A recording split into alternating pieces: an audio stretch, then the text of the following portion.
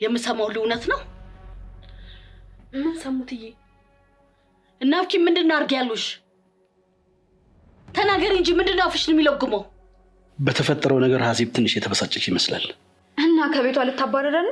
ገላችሁኛል። በዚህ እኔ እኮ የምተነፍሰው ለእናንተ ብዬ ነበር። እባክህ ወንድምሽ አታልቅስ። አፍኪንን ጨምሮ ልጆቹ በጣም አረመኔዎች ናቸው። አንቺና ሜላትን በመርዝ እንደገላችሁ ብዙ ጊዜ ገንዘብ እንስጥሽ ብለው ነበር። እኔም በፍጹም አላምንም።